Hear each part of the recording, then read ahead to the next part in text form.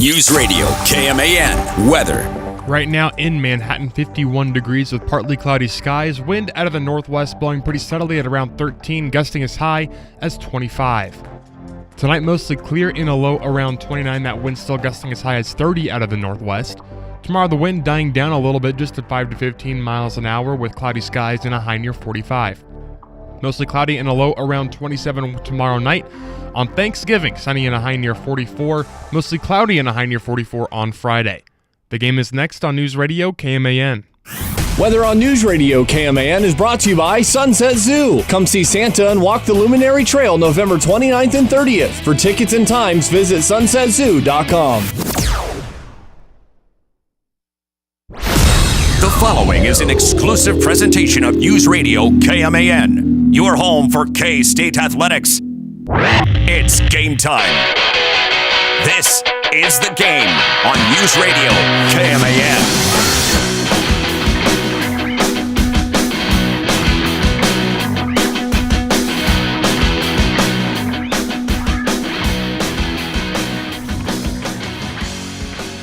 Folks, we have white smoke in Stillwater, Oklahoma. We have the white smoke. We have the church bells ringing. Eskimo Joe's opened a couple of hours earlier today because Oklahoma State has hired their new head football coach. K-State fans, is it Colin Klein? We'll get to that here in just a moment. We got a very busy show. This is our last show of the week, boys and girls. Cole pointed this out. A lot of segments with my name in it. MitchPom, Mitch in Vegas, Mitch Holthus.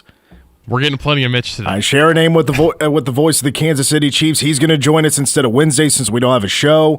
He's joining us today at about 4:45. Curry Sexton is coming on at 5:10. We got a lot to get to. Even a Jabroni of the Week, which I'm going to wait till the second hour to get to because we got Mitch Holthus coming on. So Jabroni of the Week, going to crown one coming up at about 5:40.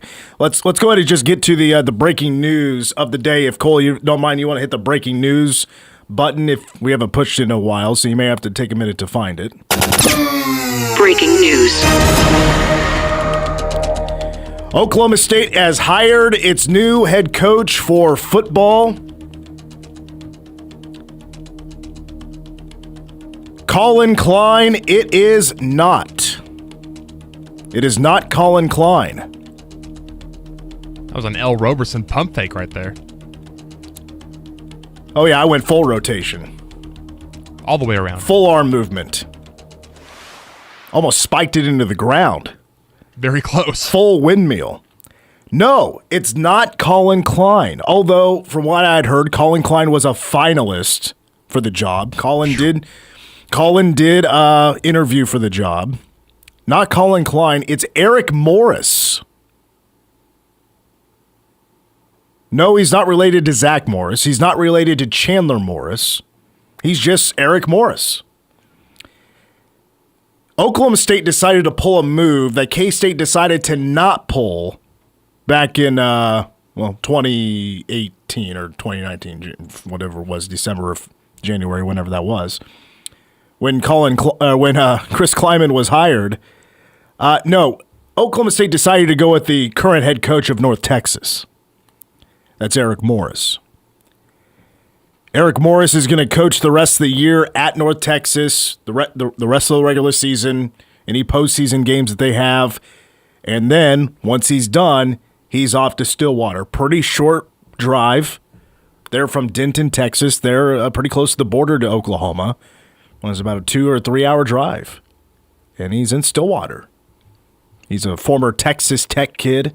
Played wide receiver from 04 to 08.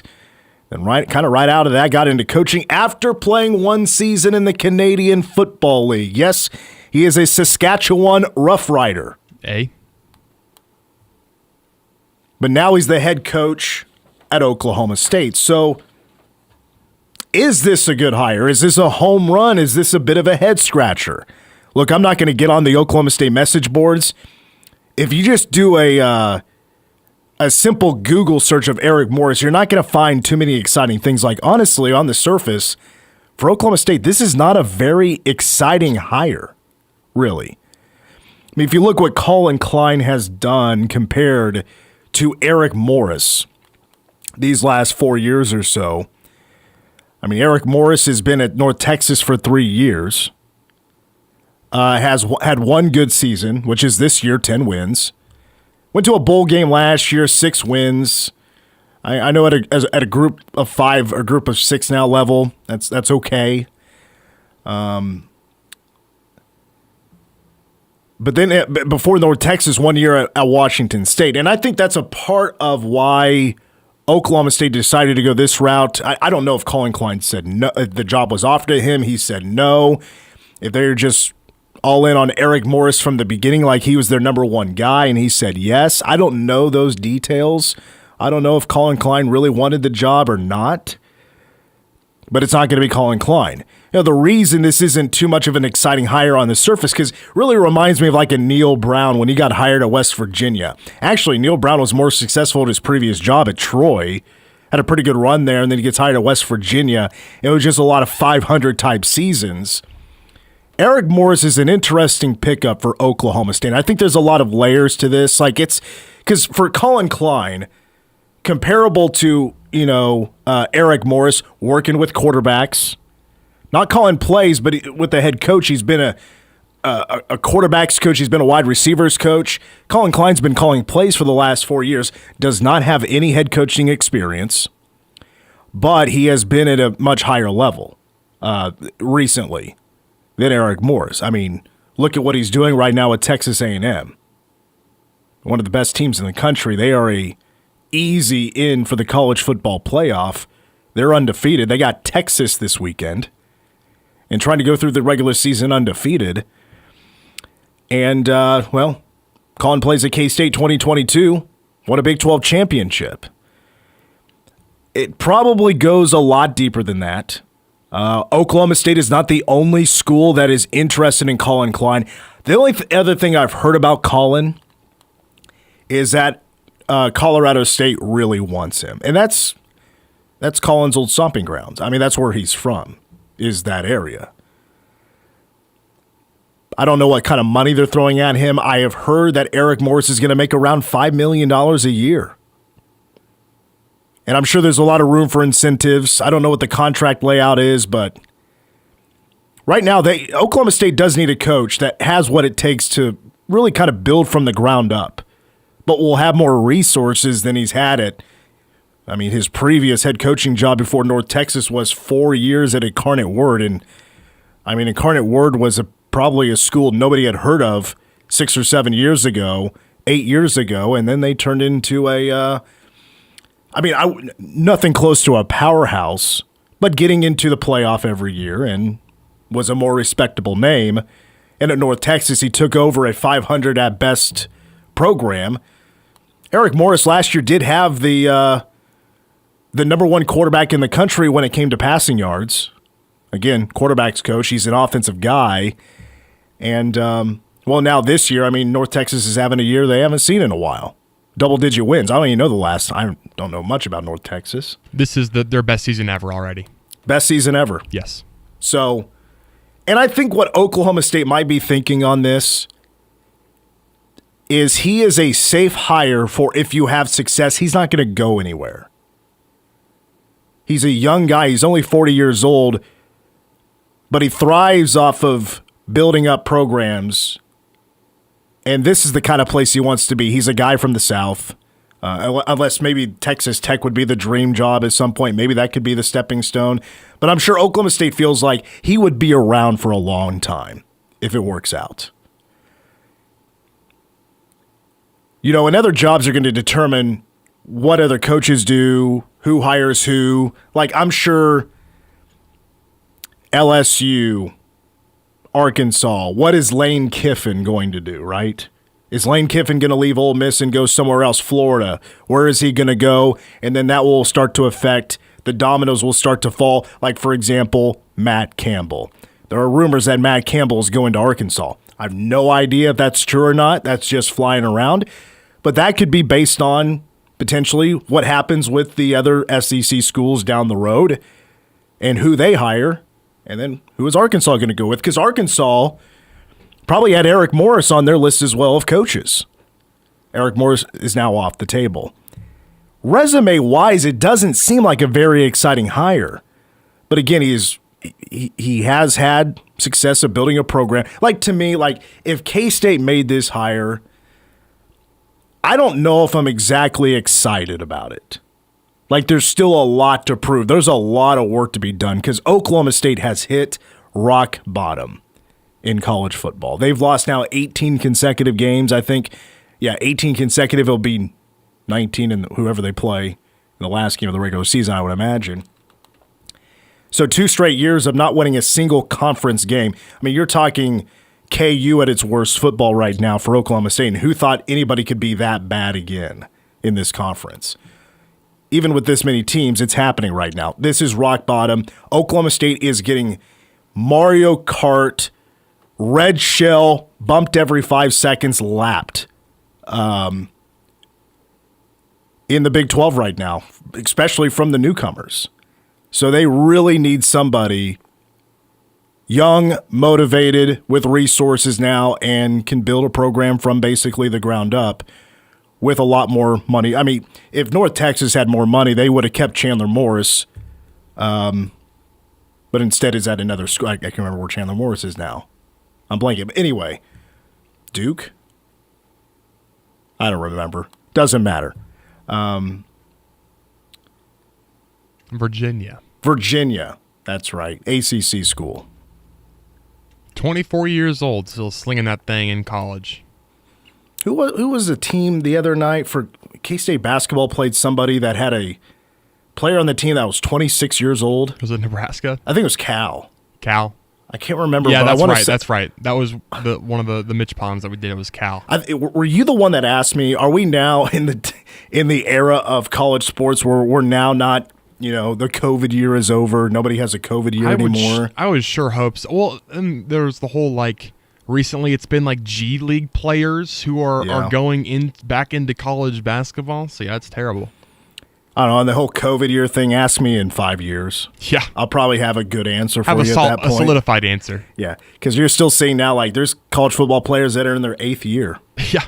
That is, playing, major college football, FBS college football, 8 years. Oh, we can't throw Kennedy Taylor a bone.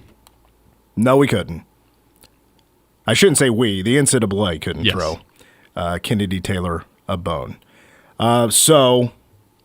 Colin Klein, I'm sure, is going to get hired somewhere. If it is Colorado State, I haven't heard of any other, any SEC schools saying, "Hey, Colin, you want to be the guy here?" He's a highly sought after guy right now. He's incredibly successful. He's still young. He's 36 years old and has his whole future ahead of him, but doesn't have any head coaching experience. So I don't know.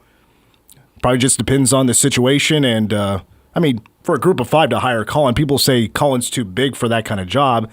I wouldn't say that's necessarily true. I just don't know what Colorado State would have to offer to, for somebody of the caliber of Colin Klein to really want to jump at that, other than, he's also from that area.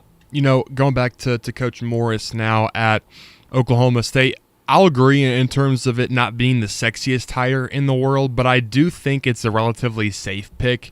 You mentioned back at Incarnate Word, they were pretty terrible before he showed up. I mean, the previous 4 seasons, 2-9, 6-5, 3-8, and then 1-10.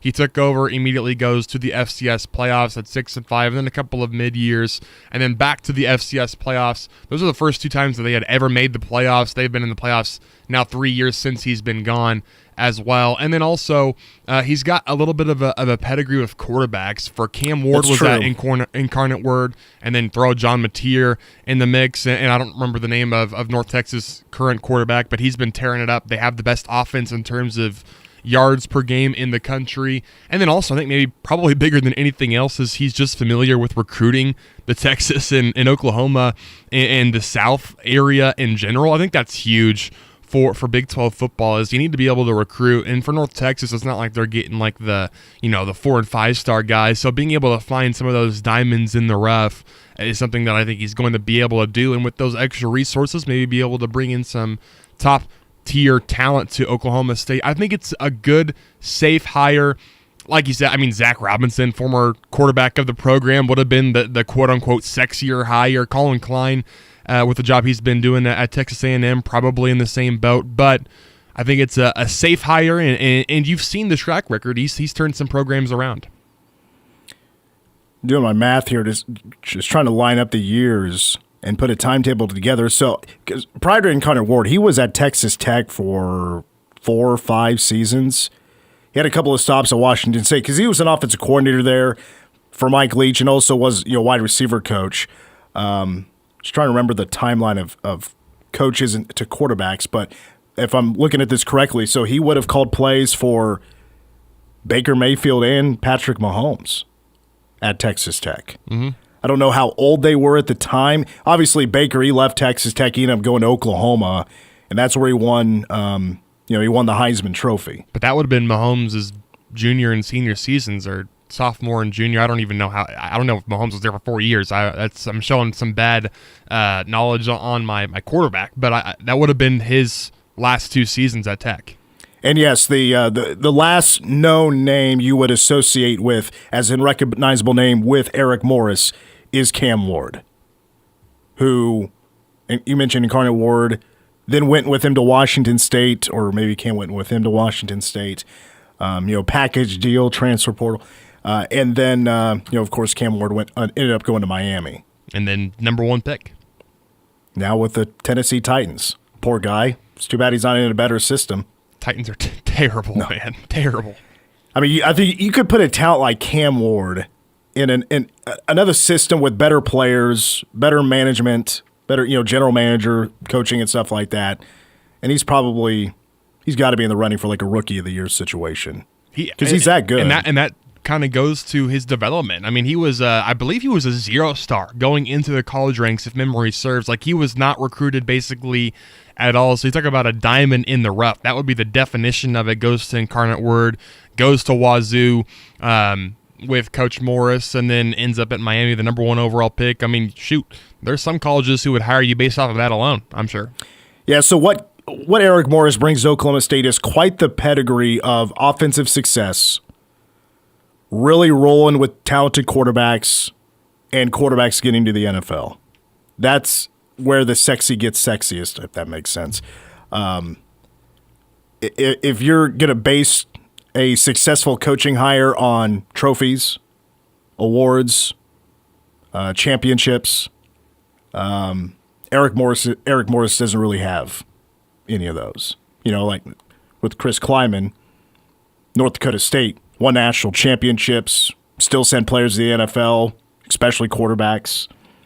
There's your, that's what Chris Kleiman had coming into K-State. Eric Morris going to Oklahoma State doesn't have necessarily those kind of accolades, unless I'm forgetting one.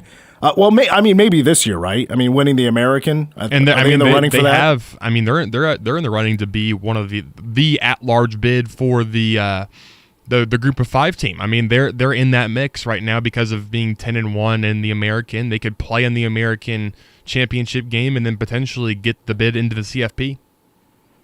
Oh, excuse me. Did win the Southland Conference with Incarnate Word. I beg your pardon on Twice. that. Did win conference championships, and then at North Texas trying to win the American this year. They're a 1-loss team. They're North Texas. Again, best season in North Texas history. All right. Oh, well, okay. I think it's an okay hire. I think it's a solid one. I think it's maybe not the highest ceiling in the world, but I also think it's a fairly high floor. Like, I don't think it's going to be a crash and burn type of hire, if that makes sense. Is the heat on Chris Kleiman this year, the football staff, everybody, hotter than normal because Colin Klein is looking for a head coaching job? That certainly could be in the back of the minds or even the front of the minds for some of the clamoring, I think would be a good word to call it. I mean, Colin Klein is, I think, a pretty attractive potential future for the program, but also one bad season, and albeit very disappointing. I mean, one of the more disappointing seasons probably in K-State history. Doesn't take away what Coach Klieman has done so far, and it's not like I don't think it should be all right, don't let the door hit you on the way out, bring in Colin Klein type of deal. I think that would be Colin Klein would be a fantastic to have somewhere down the line, but I just don't know if the timelines will align for it. We'll take a break. Coming up next, let's since we're on college football, let's do Mitch in Vegas when we come back. We need to get 6 picks on the record. The Big 12 is coming down. The regular season is coming to in this weekend. We got conference championships on the horizon. The Big 12, 2 teams just need to win their games tomorrow, and they're in for the first time in feels like forever. The Big 12 doesn't cannibalize itself. Plus, the Big 10. Could things get weird this weekend for the Big 10? It could. We'll talk about that coming up next. Mitch in Vegas after these words. You're locked into The Game on News Radio KMAN. This holiday season, Meadowlark celebrates the people who make every day brighter. Our incredible team members. From nurses and caregivers to dining staff, therapists, and volunteers, your dedication fills our community with warmth, compassion, and joy. Thank you for making every day merry and meaningful. From all of us at Meadowlark, we wish you peace, laughter, and love this holiday season, and a joyful start to the new year. Meadowlark, celebrate your way. Journey through a classic story of small wonders and big dreams. Not a second can we spare, 'cause it all comes down to Christmas. As one of America's favorite Yuletide movies comes to life, join Ralphie, his family, and best pals live on stage. We triple dog dare you to miss the smash hit A Christmas Story, the musical. At Kansas State University's McCain Auditorium, December 10th. For tickets, call the box office or click online. Sponsored by Kohlmeyer Orthodontic. I'm Dan Patrick, and this is Above the Noise. In Kyle Shanahan's system, the quarterback's job isn't to be Josh Allen, it's to be John Stockton. Distribute, read the defense, keep the offense humming, and avoid the kind of mistakes that derail the offense's operation. Brock Purdy has done a remarkable job. Good enough to guide the Niners to a Super Bowl. But last night, it wasn't that. 3 picks short-circuited an offense built to overwhelm defenses with precision and rhythm. Now, one bad game won't shake the foundation, and it shouldn't. Purdy's contract, his efficiency, command of Shanahan's offense, all of that has earned him the right to stay under center. The Niners aren't polling him for Mac Jones off one rough outing. Still, it's the NFL. Struggles don't live in isolation. If this becomes a pattern, if the turnovers linger, then suddenly the Niners have something other teams crave. A legitimate plan B, and Mac Jones may be the best backup in football. Purdy's still the guy, but the leash goes shorter when the system needs a steward and not a gunslinger. I'm Dan Patrick, and this is Above the Noise. If a Lenovo computer for your business is on your holiday list, don't shop around. Just go directly to the source, Lenovo.com. You'll find exclusive deals on the PCs you want for your business, like the ThinkPad X9 14 Aura Edition and Yoga 7i 2-in-1. So avoid all that shopping chaos and price comparing, and just go directly to the source, Lenovo.com, where PCs are up to 50% off. That's Lenovo.com. Lenovo. Here's the tale of the daily med fill. Same old pharmacies, same old bill, but those prices kept rising higher still. Till the savings wrangler rode in, cool as can be. Tap Good RX, saving massively. No plan? Don't matter none. Up to 80% off. The deals are done. Discounts hitting harder than Ma's chili. Dang. That one little app does all the rest. Save time and money on prescriptions. Check Good RX. Good RX is not insurance.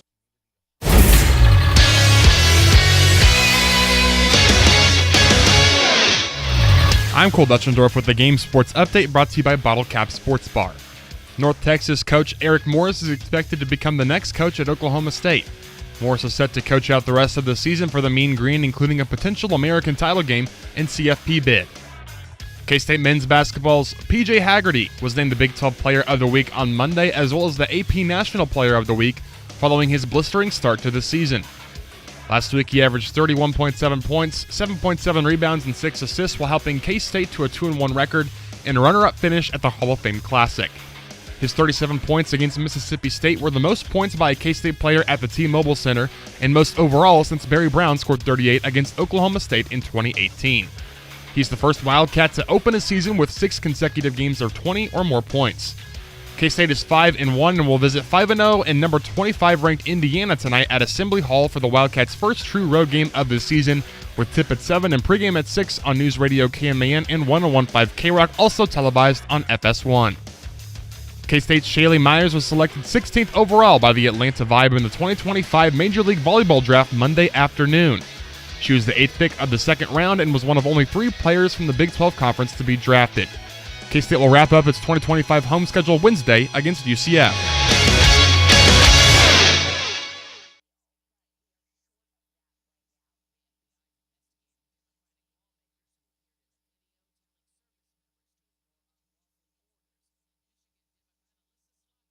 You getting into Metallica?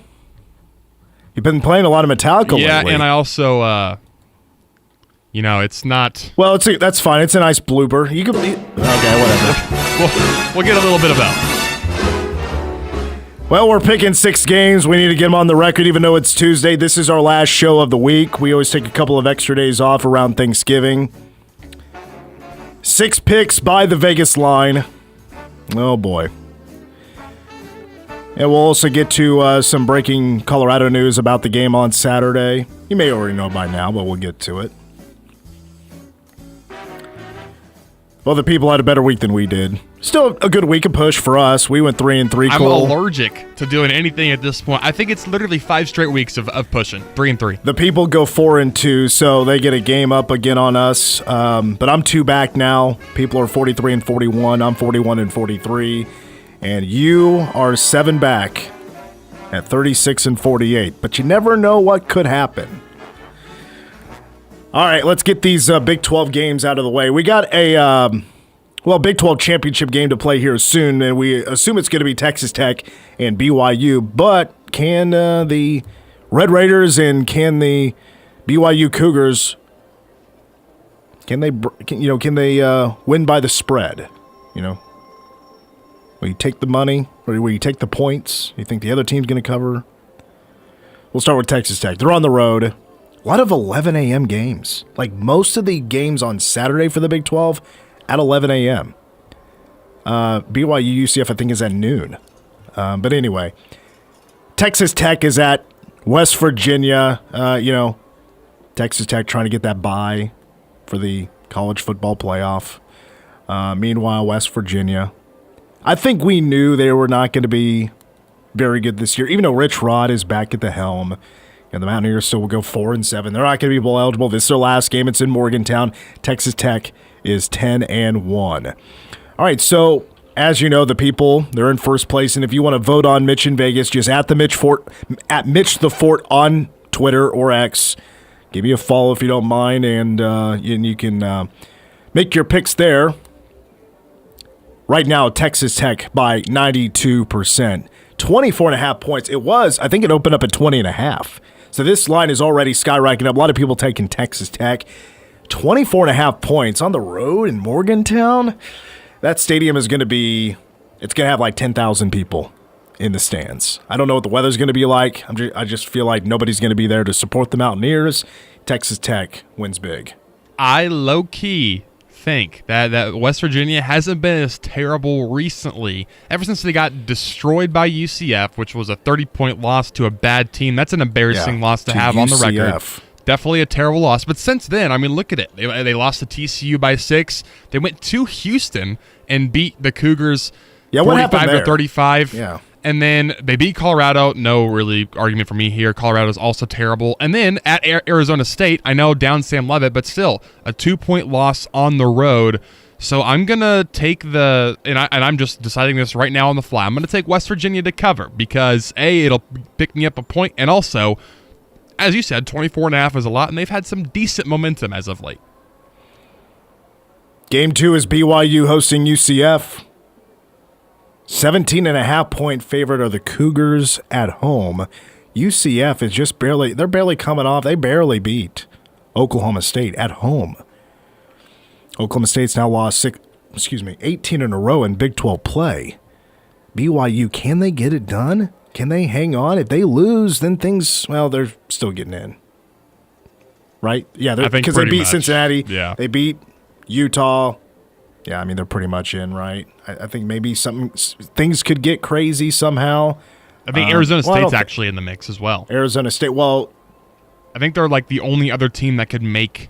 I guess that's right. Make the Big 12 championship game. Okay. Well, anyway, are we just all going to take BYU? Yeah. Okay. Let's move on. Let's go to the big house. It's Ohio State, Michigan, the most heated rivalry in college football. I say. Because you know at the big house, there's that one tunnel at the 50-yard line. The locker rooms are right next to each other. There's always a shouting match across the hall about who's better, whose moms stink, things like that. Number 1, Ohio State is going to number 18, Michigan. Again, this is the rankings from last week. But Ohio State is a 9.5-point favorite. Of course, as you know, you would consider if Ohio State wins, they're going to Indianapolis. Ohio State has lost, though, 4 consecutive games to the Wolverines. And if Michigan wants to get in, well, first of all, they got to beat Ohio State. I don't know if I even have to look. The people say, it's 50-50 right now. There's only 10 votes. I just put them up not too long ago.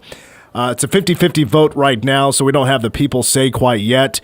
But I think this is the year that Ohio State ends the skid to Michigan. But I'm going to say Michigan covers. You're giving me 9.5 points. Ohio State's on the road. Give me Michigan to cover, but Ohio State wins. It's kind of interesting. You look at the Ohio State resume, and really their number 1 ranking pretty much solely predicated off of that Week 1 victory at home against a Texas team who stunk in the beginning of the year. They only beat them by 7, and then it's just been beating up on a bunch of crappy Big Ten teams. I mean, the best team they've played outside of Texas is Illinois, I guess you would say. I mean, there's not a ton of the top teams in the Big Ten. I still think they're going to win. I'm right with you. They're going to win, but I think 9.5 points in the game that's probably going to be really ugly. I think Michigan will cover. Yeah, no Indiana, no Oregon for Ohio State. Penn State would have been season. Like their big game, and that was at home, and obviously we know what's happened to them this season. All right, let's go to our 4th game that we're once again in the Big Ten, and Oregon trying to get their way into the college football or into the Big Ten championship. The Ducks beat Washington and Michigan beats Ohio State, then the Ducks would be getting in to the Big Ten championship game. Oregon, though, at Washington. Washington unranked, but Washington kind of having a weird, successful yet not successful at times season. They've had some ups and downs. They've beat some good teams. But it's Oregon favored by 6.5 going on the road. The people are going to say Oregon. I can't go different from the people right now because I'm going to have to go Oregon. They proved me wrong last Saturday against USC. I thought USC had a really good chance of going into Eugene and winning last week. Even though, I felt like USC's been doing some great things this year. Oregon was clearly the better team, and I think they're going to prove that again on Saturday at Washington. They'll cover 6.5. I'm just going to continue praying on Oregon's downfall, hoping they pick up a loss at some point. I'll take Washington to cover. All right, we had 2 games left. The one out of the SEC is the Iron Bowl. Number 10, Alabama is going to be visiting Auburn. A win for Bama, and I forgot they have the tiebreaker over Georgia. So Alabama would be in the SEC championship game to play Texas A&M if Texas A&M wins, and they take care of business. Against Texas. Friday, I think. I was trying to think of what day it was. I think it's Friday against Texas. But it's Alabama on the road at Auburn. I don't know if they're going to roll too much trees. Alabama by 6.5 points. And the people are going Alabama 89%. I don't really have a whole lot to say about this game. I just think it's a win for Alabama. Alabama's rolled in this series as of late. They've won 5 straight. I don't think this is the year that Auburn pulls off a shocker, especially with their mess this year. So I'll take Alabama. I'll say this. Auburn has kind of mucked up the game in every single SEC game this year. I mean, you look at, they only lost by 6 at A&M. They only lost by 7 at Oklahoma. Georgia only won by 10 at Auburn. So none of the games are pretty. None of them are high scoring. If anything, you can say a lot of things about Auburn football in the year of 2025. One thing you can definitely not say is that their defense is bad. They have a really solid defense. So I think they're actually going to do enough to make the game really gross, and I think it'll be like a 6-point Alabama win. All right, before we get to Mitch Holthus, one more game to pick. That is K-State hosting Colorado. The Cats are a 16.5-point favorite. Colorado coming in losing 4 in a row. Of course, the Cats coming off that heartbreaker at Utah this past Saturday. We learned yesterday that the freshman quarterback for Colorado, who had been starting the last couple of games, Julian Lewis, he's going to sit for the rest of the year. It's not due to an injury. It's to keep his red shirt intact. He'll be a redshirt freshman next year. That was announced by Coach Prime in his press conference. So Caden Salter will be the starting quarterback for the Colorado Buffaloes, and Ryan Staub will be the backup. Again, Colorado has lost 4 in a row. The people say K-State. You know, the numbers say that K-State, if they were able to run for a record day, 472 against Utah, well, they're about to play instead of one of the best rushing defenses in America, and they ran for that record number. Now they're about to play literally the third worst rushing defense in America. So they should run for 900 yards in this game. I don't think a lot of people are going to be at the Bill. It'll be weather-wise as well, a bit of a depressing setting for K-State football on Saturday for Senior Day. 14 seniors are on the list to walk and be announced in pregame. And I just got a weird feeling that this is going to be more competitive than it needs to be, especially, Colorado has been competitive. They lost to West Virginia by 7. Arizona State, it was a what? It was a one-score game. Yeah, 21-17 in the fourth quarter. Yeah. Arizona State's a top 25 team. I don't like doing this, but I'm not taking Colorado to win. I'm taking K-State to win, but Colorado covering 16.5. I'm in the same boat. I think it'll be like a 15-point K-State win, maybe a late Colorado score to backdoor it.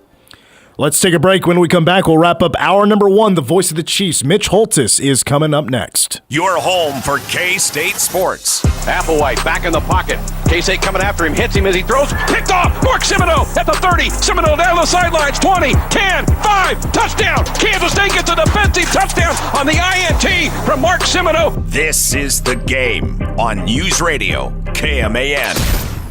Get ready for huge savings at Vanderbilt's Black Friday sale. Eddie Bauer hiking boots starting at only $49.99. Canyon Guide Western and flannel shirts are $17.99. Men's thermal-lined hoodies starting at only $14.99. Plus Carhartt sweatshirts starting at $36.99. Dry Shod Waymore neoprene boots just $88.88. And select Keen hikers blowout priced at $59.99. Hurry, deals run all week from the 24th to the 29th while supplies last, only at Vanderbilt.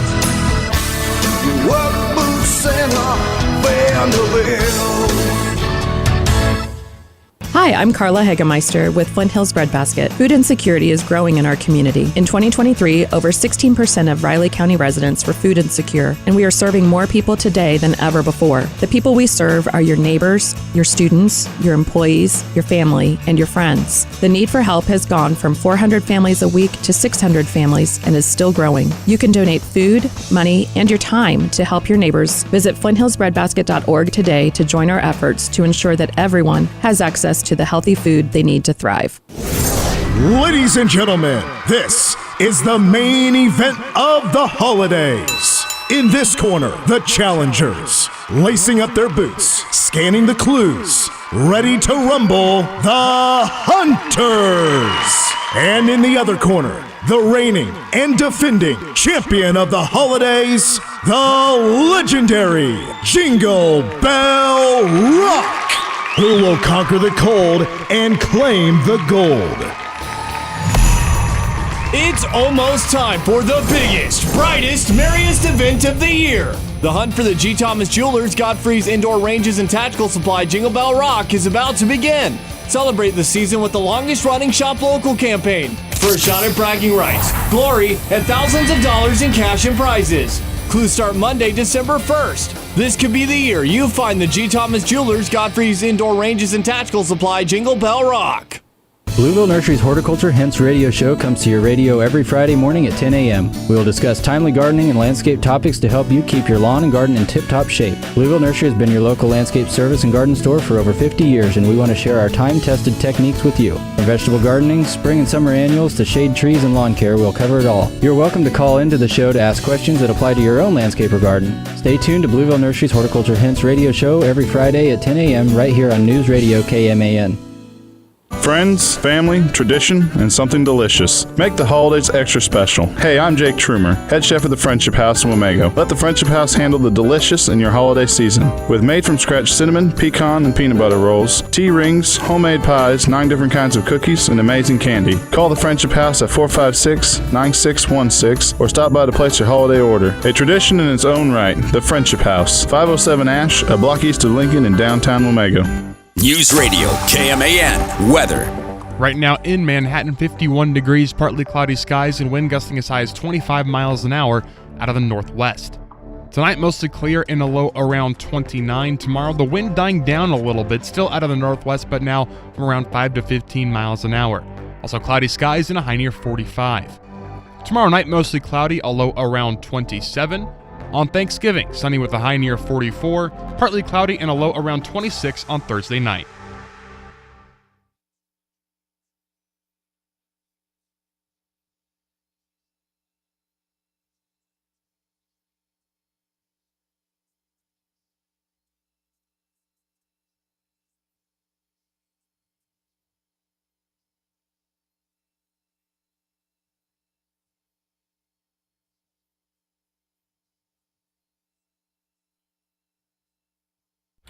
All right, we're back on the game.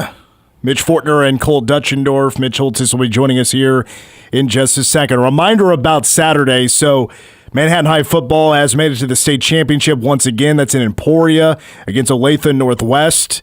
Kicking off at 1 o'clock Saturday. Pre-game coverage will be at 12:30. That will not be on K-Man because we'll have K-State football. That'll be on B1047. So if you want to hear K-State football, K-Man and K-Rock, Manhattan High football on B1047. I unfortunately will not be calling the Manhattan High game. That'll be Cole calling that game. I'll be at Bill Center Family Stadium for the Cats, and Colorado Buffaloes doing my public address announcing duty. And Cole's going to step up into the big boy chair, call the game. Toby Hamas for the Mercury will be on color commentary. All right, let's bring in the voice of the Kansas City Chiefs. Mitch Holthus joining us before the team heads down south to Big D for a Thanksgiving Day matchup against the Dallas Cowboys. Mitch, how relieved are you and in Kansas City about that win against the Colts in overtime to get it done and to stay in the hunt for the playoffs? Well, it's not only winning that game, but how they did it. This is the game that's not been happening this year. And to overcome, because I've spoken to you almost every time I'm on about the Chiefs' inability to take advantage of the double dip, to try to score at the end of the second quarter and score at the beginning of the third. And it didn't happen again. A 3-and-out to start the third quarter. And remarkably, in 11 games, the Chiefs have had 10 opportunities. They've won the coin toss 8 times, and 2 teams have taken the ball, the Lions in Week 6 and the Colts last week. So to have all that happen, to be down 20-9 with 9 minutes to go, and then rally to win the game, it wasn't just winning the game, it's how they won it, and to pull that game out. And now with a short week, you got to figure out how to win this game. But if you do, you're at 7-5, the world looks different, you can kind of stack up some wins. Very interesting to see that, Kansas City running Kareem Hunt 30 times in the game. I don't know the most about Indy, but I would imagine they haven't been giving up too many 100-yard rushers and also 100-yard receivers in the game. How unique was that against the Colts? Well, and that's a decent defense. They have better offensive numbers. But the Chiefs were one of the few teams in the NFL that had not had a 100-yard rusher or receiver all year, and they get 2 in one game against a good team. But for Kareem to do what he's done, he's just been plodding along and doing a great job. I was looking at it today. By far, he has had the most 3rd-and-1 attempts. I think it's 17, and he's made 13 of them. He's number 1 in the league in that regard. And so he's a plotter, but he's also he doesn't lose yardage. And so for him then to get the 104 was big, but then for Rice, those are big catches. You got 2nd and 13 at your own 3, and he gets a 47-yard catch over the middle, which he had to go up and get it, then a great catch and run. I just think, hopefully, this team's beaten up, they're tired, they've got to go on the road in the morning, short week, they're just playing hours later. not unlike what K-State had when they had to go to Arizona, but even a day less. And but you're going to go down there with a shot of adrenaline to your heart because of how you won the game against the Colts. Mitch, last time we talked to you, it was Josh Simmons coming back from his family situation and talking about pumping the brakes a little bit against the Broncos. He looked really solid against Denver and then had a really good game against the Colts on Sunday. He just makes such a difference. He's such a terrific athlete, and you just see him when, and I think he's got a chance to be really, really good. His footwork, his athleticism, his combination of power to speed and speed to power are the reason he's in the first round. And so to get him back has made a big difference. He's going to be needed again this week because Trey Smith, it's going to be really a struggle if he's going to be able to play. Now, might have been able to had we had a regular week, but with the short week, it just makes those injuries that occur in that Sunday game when you got to play a Thursday game almost like a double injury. How key was it for the defense to hold Jonathan Taylor to 58 yards, 16 carries? Well, just back up the truck a bit and sound the beeps as you back up and go, wait a minute, what just happened? There you go. Beep, beep. What just happened? Nobody's done that to him. He's just having a remarkable Saquon Barkley 24 kind of year. And the fact that if he gets ahead of steam, he runs, they've had him clocked at 20 miles an hour 6 times this year. And what happened was a little bit like the AFC Championship game of 2023, where the Colts decided we just won't run it, and we'll try to throw it here. And for the Chiefs defense to get 4 consecutive 3-and-outs when the game was on the line was reminiscent of Super Bowl 57, I should say Super Bowl 54 against the 49ers, when that terrific comeback happened down 11, and it happened because, yes, the offense did some things, but mainly because the defense was just getting 3-and-out after 3-and-out. And the Colts and the crowd and all of that, the crowd was into the Colts' head. It was just awesome to see it. So hopefully, even with a short week in a travel, they can continue that play. 2 players on that defense specifically. One that stood out all game long, Chris Jones, was amazing. And I thought his energy was also fantastic. And then also, last defensive play of the game, Drew Tranquill, coming out big with the stuff of Jonathan Taylor. I'm going to go even further than that, because back when the Chiefs lost the ball at the 6-yard line going in on the first fumble as a Chief by Kareem Hunt since 2017, the crowd, it was quiet. And you're thinking, this is just not going to be our year. This isn't the way it works. And actually, Tranquill made the first play. I saw Drew yesterday, saw him briefly today, but yesterday I go, you kind of lit the fuse for that whole thing. That first down play where he run blitzed Taylor and got him for a loss back at the 4, threw the whole sequence into motion. And yes, the third down play was big. Christian Roland Wallace, the pass deflection was another one. But there were some bigger plays there. Now, the next step for this Chiefs team is to try to get some takeaways. They're doing this the hard way. To be 6-5 and only 9 takeaways is really hard to have a winning record when you don't take the ball away hardly at all. Only 3 teams have fewer takeaways than the Chiefs. And get these 3, the Giants, Commanders, and Jets.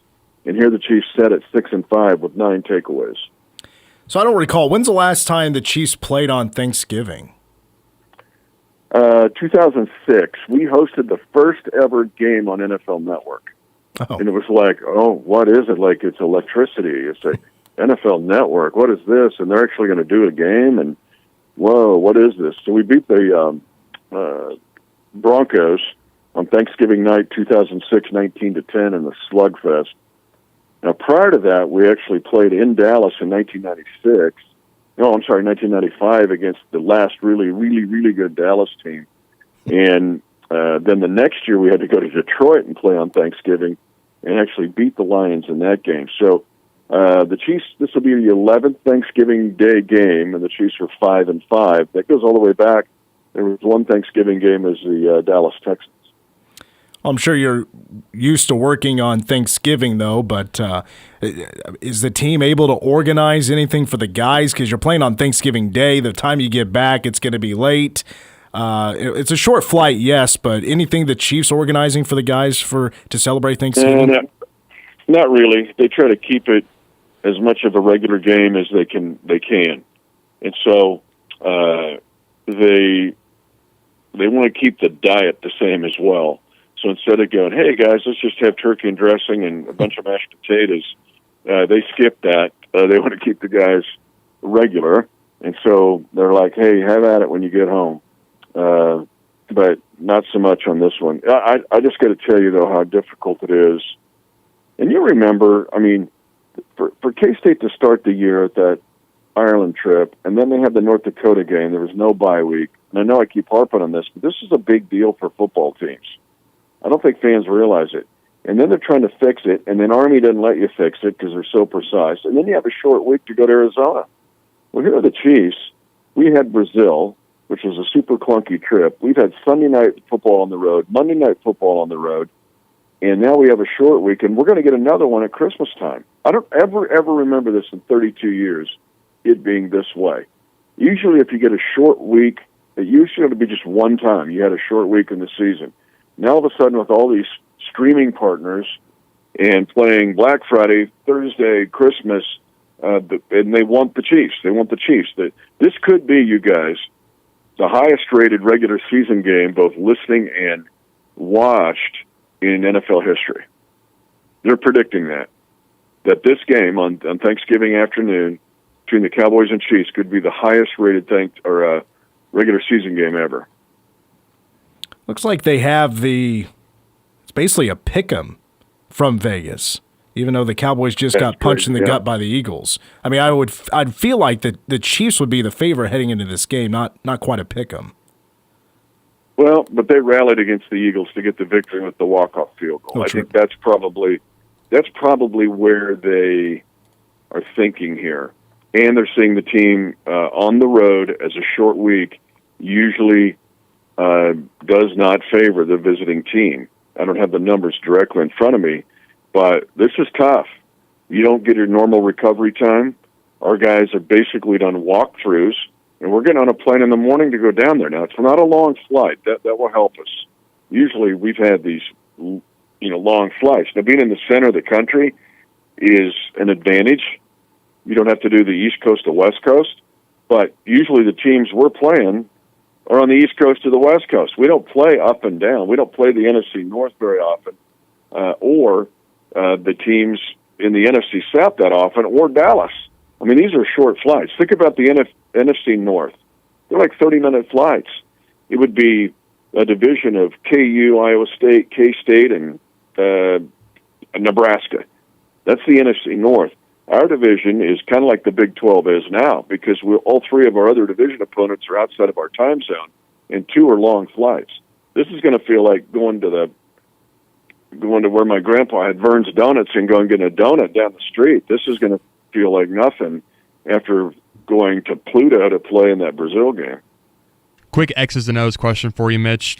Cowboys run a ton of zone. That's kind of Eberflus's go-to, and Mahomes has traditionally pretty much annihilated zones. Do you see them switching things up, the Cowboys, that is, or do you think they're just going to try to boat race and be in a shootout with the Chiefs? I think they're going to do what they do, and they do play some matchup, which I'm seeing more of this now in the National Football League. In fact, I sat in a sit-down today with Nags.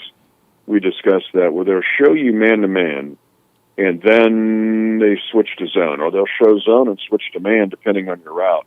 And it's become pretty effective, and I think more and more college teams will start to look at it. Now, you got to be on your game, because if you blow that, it's like in basketball trying to play matchup zone. If you don't communicate, you can screw it up and just give up dunks all day. But I think that's what the Cowboys will try to do.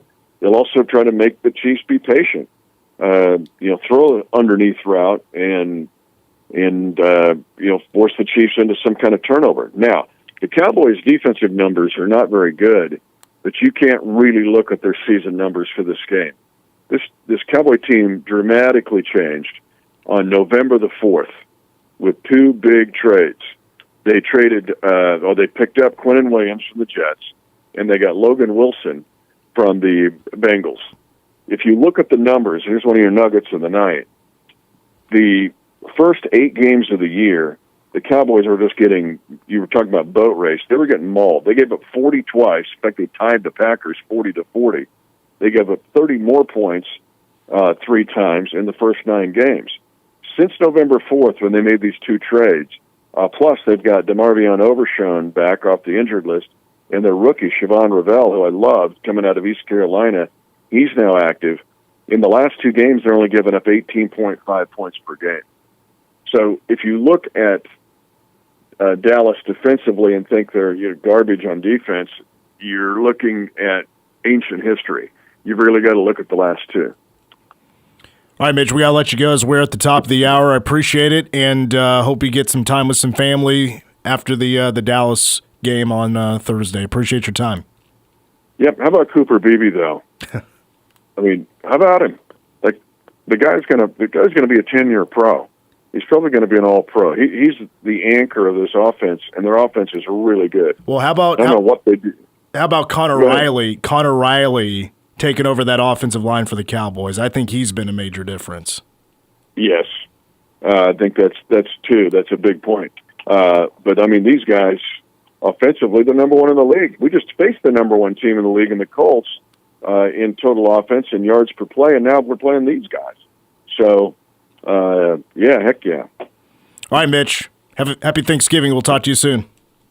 See ya. Thank you, man. Voice of the Chiefs, Mitch Holthus. I'm still taking the Chiefs to win. Yeah, me too. We'll take a break. Hour 2 of the game. Coming up next, Curry Sexton after these words. Miss any of the show? Check out the Game podcast on Apple Podcasts, Google Play, and of course, NewsRadioKMAN.com.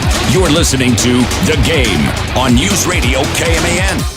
Whether it's game day or a night out with great live music, Bottle Cap Sports Bar delivers the atmosphere you're looking for. It's Manhattan's go-to spot for catching every Wildcats or Chiefs game and enjoying live music that plays the songs you actually know. Come early for a good seat, great music, and cold drinks served up right. Stay in the loop. Check out their Facebook page for the full schedule of events. Bottle Caps, where the music's live, the game's always on, and the vibe is just right. Bottle Cap Sports Bar located on West Anderson across from Dairy Queen. Can you help me access my work computer now that I'm working from home? We can do that. Is it possible for you to troubleshoot my computer without me coming into your store? We can do that. I'm getting messages that my password's been compromised by hackers. We can. And that I have malware installed. We can. I don't even go to the mall. We can do all of that. Fox Business Systems business level support. We can do that. Call 776-1452 or stop by 531 Fort Riley Boulevard. WeBuildSolutions.com. Manhattan Broadcasting is keeping it local. Dollars spent locally today help build a better community for tomorrow. D&I Plumbing, Heating, and Air will provide honest and quality service when you need it most. From a leaky faucet to replacing your water heater. Trust the experts at D&I Plumbing, Heating, and Air, your York and other makes and models local dealer. Call 537-7138 today. Give a gift that will last a lifetime this holiday season. Let Candlewood Frame Shop frame a picture or create a shadow box. Just bring in your favorite memories and let them help you with the perfect gift. Candlewood Frame Shop in Manhattan, turning your memories into a masterpiece. For a once-in-a-lifetime experience, engagement ring shopping simply can't be duplicated on a computer screen. At Fifely Jewelers, you'll be pleasantly surprised by our pricing compared to buying online, and we offer financing. Plus, you'll have peace of mind by shopping locally with Fifely Jewelers. Manhattan Broadcasting is keeping it local. Find more great local businesses plus special deals and offers when you keep it local on our website.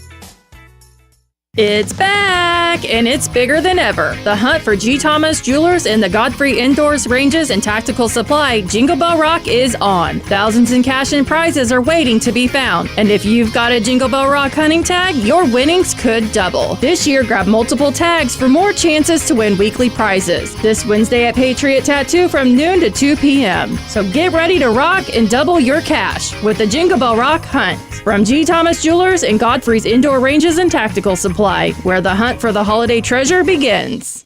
Caregiving can be incredibly demanding, and it's easy to feel overwhelmed. Let Leonardville Nursing Home provide you and your loved one with Senior Day services, available Monday through Friday from 9 to 5 with prior arrangements. Run your errands, go to work or appointments while we provide compassionate care for your senior. Our trained, caring staff provides nutritious meals, social activities, and a safe, supporting environment. Contact Leonardville Nursing Home for Senior Day services, an invaluable solution for both caregivers and seniors.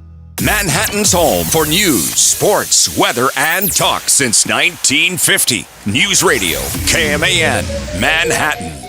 CBS News Brief. Russia launched a deadly attack on Ukraine today, even as talks continued on a peace agreement to end the war. CBS's Weijia Jiang. We know that the U.S. and Ukraine are both signaling optimism when it comes to crossing over the line to get a done deal. But we are short of that right now. The FBI is investigating Democratic lawmakers who appeared in a video telling service members to ignore unlawful orders. Michigan Democrat Alyssa Slotkin says it's a scare tactic by President Trump. And if he wants to use the FBI and Kash Patel against us, that is his choice, but it just reaffirms why we made this video in the first place. Chris Van Cleve has the latest on the holiday getaway if you're flying. The Transportation Secretary says from an FAA, from an air traffic control standpoint, they see the system as back to where it was before the shutdown. That's good news for flyers. CBS News Brief, I'm Cammie McCormick. Now, the latest news from the News Radio KMAN and Manhattan Mercury Newsroom. I'm Louis Marion. Coming up, RCPD investigates an unintended death. A former Fort Riley soldier sentenced to prison, and K-State's campus master plan is highlighted. These stories and more coming up. But first, Riley County Police are investigating the death of an unidentified man Tuesday morning. The body was found in the area of Linear Trail between Manhattan Avenue and 5th Street. RCPD asked the public in a social media post to avoid the area until further notice. An RCPD representative said the circumstances of the man's death are unclear and said the investigation is active.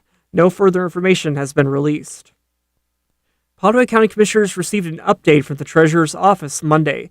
Treasurer Lisa Wright says Kansas currently offers over 100 different kinds of license plates that residents can personalize, which often costs her office a lot of time and labor. Commissioner D. McKee expressed frustration with the state allowing so many personalization options, but not considering the amount of time and expense it takes for employees to process these different plates. Wright says they made some adjustments. We've gotten to the point where we don't give them a lot of time. We let them talk for a little bit, give them a form. If you want to do it, then here's your form. Come back when you're prepared. Commissioner Merle Page. I think that's something that we really need to think about is if they are going to do vanity plates, then if there is a legal path to do a processing fee. Legislation will be presented by the Kansas County Treasurers Association in the future in which treasurers, including Wright, could charge a $10 fee for the personalization, and with the Commission's approval, the fee could be increased to $15. Wright says with the U.S. Mint announcing it would no longer be producing pennies, her office may soon be unable to make exact change. She's asking commissioners to allow rounding cash transactions up to the nearest 5 cents, with no increase larger than 4 cents. Kansas State University will begin the first campus restoration projects on its campus master plan in January. With more on this story, here's the Mercury's Emma Laura. Assistant Vice President for Planning, Design, and Construction, Lisa Johnson, says K-State is now moving into the design phase after the Kansas Board of Regents approves the plan in September. Early projects include exterior restoration at Anderson Hall, renovation of the central section of Seton Hall, demolition of Schellenberger Hall, and updates to Trotter Lab, the south portion of Kedzie Hall for the Wildcat One Stop, and the Bioprocessing and Industrial Value Added Program facility. Johnson says Schellenberger Hall won't come down for another 5 to 6 years once the K-State's Ag Initiative wraps up. Anderson Hall is among the first projects slated for work, with design starting in January. K-State plans to fund half of the $42 million renovations of Anderson through philanthropic support. For News Radio KMAN, I'm Emma Laura. A former Fort Riley soldier was sentenced Monday to more than 13 years in prison. In September, a Riley County jury found 23-year-old Joshua Sandoval Serrano guilty of rape and 2 counts of aggravated sexual battery. Judge Grant Bannister sentenced Sandoval Serrano to 166 months for the count of rape and 32 months for each count of aggravated sexual battery. The sentences will run concurrently. A Pottaway County woman was hospitalized following a crash on Interstate 70 in Topeka Monday afternoon. According to the Kansas Highway Patrol, 62-year-old Beverly Jones of Emmett was in a pickup when she left the on-ramp from Southwest Gage Boulevard onto I-70 and failed to navigate the curve. Her truck veered off the roadway, striking a Lexus driven by 50-year-old Monica Gillen of Silver Lake. Both vehicles became disabled after the crash. Jones was taken to St. Francis Hospital with a possible injury and a complaint of pain. Gillen had no apparent injuries. And finally, tonight, Kansas lawmakers are considering creating a property tax ombudsman to help Kansans navigate valuation appeals. The Kansas Reflector reports Revenue Secretary Mark Burghardt told an interim tax committee the position would guide taxpayers through the Board of Tax Appeals process, but would not provide legal advice. The idea was first proposed by BOTA Chair Kristen Wheeler as caseloads continue to surge, with 700 more appeals filed last year. Key lawmakers, including Senator Karen Tyson, support moving forward even without new legislation. Burghardt says the job could be funded within the agency's existing budget and would focus on explaining deadlines, forms, and procedures. That's a look at news this evening. I'm Louis Marion, News Radio KMAN. Hour 2 of the game with Mitch and Cole is next. News is powered by Central National Bank with locations at the Walmart Supercenter and at College and Claflin. Central National Bank, member FDIC. News Radio, KMAN, weather. Right now in Manhattan, 47 degrees with partly cloudy skies, wind gusting as high as 22 miles an hour out of the northwest. Tonight, mostly clear and a low around 29, that wind still persisting. Tomorrow, increasing clouds and a high near 45, and the wind dying down a little bit, just 5 to 15 miles an hour, still out of the northwest. The wind will fully go away tomorrow night with mostly cloudy skies and a low around 27. On Thanksgiving, sunny with a high near 44. Friday, mostly cloudy and a high near 44. K-Man Daily Weather is presented by Fox Business Systems. How much does downtime cost you and your business? Don't let another second go by. Call Fox Business Systems at 776-1452.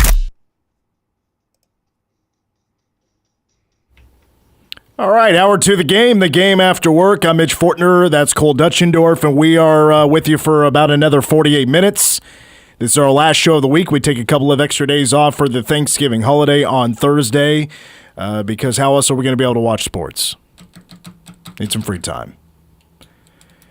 Breaking news out of the Big 12 today, Eric Morris, the former head coach of the North Texas Mean Green, is now going to be the head coach at Oklahoma State.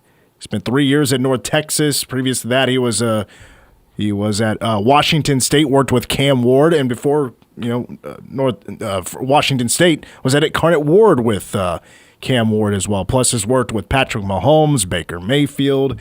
Quite the resume. And he is now the head coach for the Oklahoma State Cowboys. All right, we're now joined by Curry Sexton, of course, former K-State wide receiver from Wildcat NIL. And Curry, I appreciate you adjusting your schedule to join us here today. Did you hear the news about Oklahoma State hiring Eric Morris? Any reaction to that news? I did, yeah. I mean, no big-time reaction, I guess. I mean, he's got a pretty impressive track record. And I think he'll bring an exciting flavor of offense to the Big 12. I guess as a K-State fan, there may be some relief in the fact that it wasn't a former quarterback of ours who took that position. So, I mean, interesting hire. We'll be interested to see how he does at Oklahoma State. You keep in contact with Colin these days? Not necessarily. I mean, we might chat, once a year. If I see him in person, obviously we'll catch up. We had a good conversation at Dana Demo's funeral, or his reception earlier this year, and Colin's a great guy. Good, really enjoyed him as a former teammate, but just living two different lives at this point. Yeah, no doubt about that.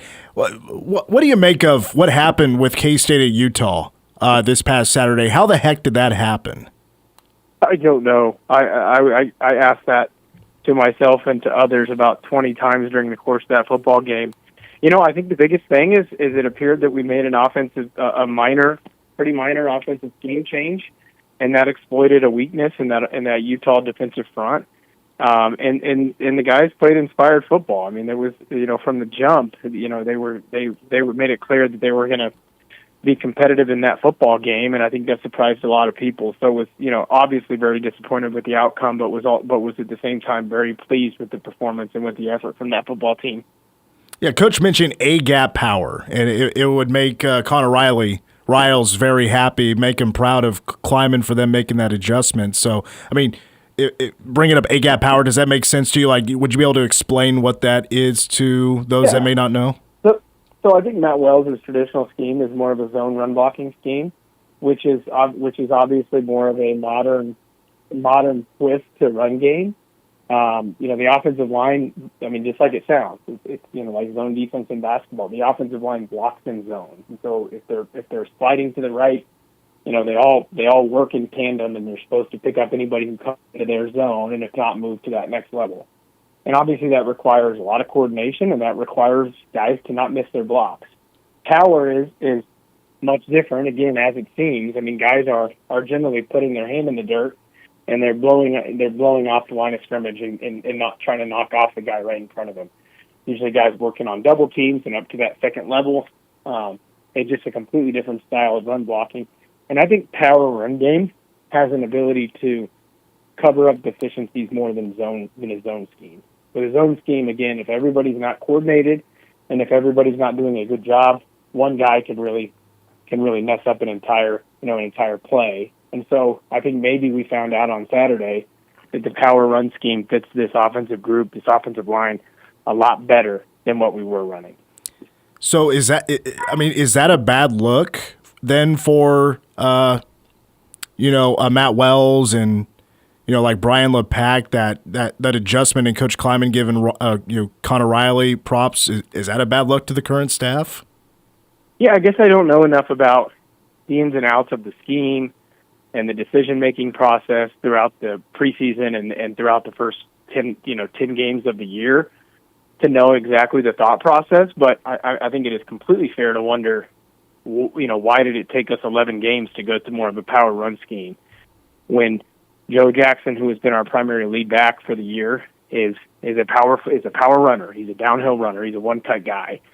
So I think totally fair to question based on personnel and based on maybe some of the weaknesses along that offensive front why we haven't run a predominantly power scheme throughout this season. Well, with the running game being so electric, that means, the passing game wasn't as needed, although it was certainly used. I mean, no doubt about that, especially early on. The first drive didn't go anywhere. A common issue has been the drops. I saw that Pro Football Focus lists Garrett Oakley as the leader in drop passes of any tight ends in the country. I believe now he has 8. I think there was 3 or 4 total. Maybe kind of a weird question here, but that has been a common thing this year. How do you fix drops? Like, is technique need to change? Like with the hands and all that stuff? Do they need different gloves? Like what can help drops? That's a great question. I think with Garrett, Garrett's obviously a tremendous football player, but this is something that I've noticed with him since his freshman season. He's not a natural pass catcher. If you watch Garrett catch a football, and Garrett makes some incredible catches, and then he drops some really easy passes. Garrett is he fights the football. The ball never goes into his hands, and you're like, wow, he cleanly snagged that football out of the air. A lot of times you'll see it fights through his hands and gets up into his chest or sometimes into his face mask because he's not a natural hands catcher. And so I think because of that, some of his drops are more natural. This isn't a dig by any means. It's just by way of comparison. A guy I played with, actually Colin Klein's brother, Kyle, super athletic, big, tall, could really run, could jump. I mean, just a really athletic guy. And he was that same way. Kyle, sometimes, you think about how somebody, if a football's coming at your head, right at your face, you typically, you put your hands close together, you basically touch your pointer fingers, you touch your thumbs, and you form a little bit of a diamond, and the football fits nicely in that diamond. Sometimes you look at Garrett, and he tries to catch the football almost like he's using like frying pans, like he's trying to clamp down on the football like with 2 frying pans. And when you do that, obviously it's just so much harder to catch the football. And so I think for Garrett, it's it's maybe just natural ability in terms of catching the football, and that's probably harder to correct at this stage in life. And for others, I think it's focus. To me, that's the biggest reason for drops is focus issues. And I think some of that can be corrected by just, again, better focus, but ultimately coaching. When I was a player, and I told somebody this at practice here not too long ago, when I was a player and Andre Coleman was our coach, he or his graduate assistant would count drops from the minute practice began to the very end for every single guy in the group. And so if you dropped a pass in warm-ups, you dropped a pass in Indy or 7-on-7, you got a tally. And at the end of practice, and you do push-ups right when you did the drop, right when you made the drop, but then you'd have to do 10 up-downs for every drop at the end of practice. And so at the end of a long practice, when you're exhausted, you've just run 20, 50-yard sprints, if you had 4 drops, you're doing 40 up-downs. And I'll tell you, I mean, that it felt pretty punitive at that time, but that punishment created, I mean, it forced so much focus upon you as a receiver, because you were focusing on every single catch, because the last thing you wanted to do at the end of practice was up downs. And so I think it's something, I mean, I've been to some practices where guys drop a pass and it's just no big deal. Hey, get the next one. And well, I think that's fine. And I know that the coaching styles are obviously not always the same. To me, I just think if you let a focus issue, if you let a drop go by in one instance, it's hard to really hammer it on the next one. And so I think some of it can just be requiring more focus, more attention to detail. What would you have to do if you committed a penalty? That's a good question. As a receiver, you should never really commit a penalty. Yeah. That's a good question, but generally those are so few and far between. But again, it just comes back to that attention to detail. And I think I've told this story before, either on this show or on a podcast. But Andre Coleman was an attention guy. He was an attention to detail guy, and you could have, there were games my senior year where I would have 10 catches for 130 yards and 2 touchdowns, and you think, man, that's an excellent performance, and it's gonna be fun to watch that film. Well, there would be 3, 4, 5 plays in that football game where I knew I messed up. I missed a run block. I didn't run the right route. I got jammed up at the line of scrimmage, whatever it may be.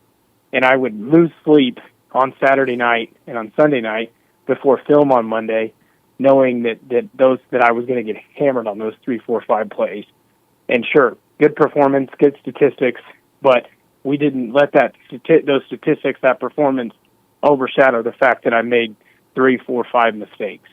And so again, I think it's, to your question on how did they handle penalties, well, I'm sure we got hammered in the film room. And again, it was just so much attention to detail, so much focus on the little things and trying to strive for perfection. And while that may not have always been the most fun and most enjoyable, I think it certainly paid off for me and for our team in a lot of ways. Reason I ask you, Curry, is because of the first. Well, it was actually after the first K-State score, all those penalties on defense that it continued Utah's drives were just infuriating, and then flags was still a theme in the second half, and a lot of people felt that cost K-State the game. And my last thought about the Utah game is I wanted to get your opinions on some of those flags, and I mean the substitution penalty won, but also the flag on Lincoln Cure for holding with that block, and he blew up the guy 30 yards down the field, but was called for a hold, and I wanted to know if you agreed with that. No, that was a terrible call. Okay. That was an absolute terrible call. I mean, that was textbook run blocking down the field. He's got his hands inside the frame of that defender. He's driving his feet. That defender never leaves his Lincoln's frame, and Lincoln ultimately shoves him to the ground. That's teach tape. And that was incredible effort by a freshman, blocking 30, 40 yards down the football field. When I saw that flag come out of that ref's pocket during the play, I just couldn't believe it, and it was even worse, upon the replay. And so that's an example of, hey, that's the best ball.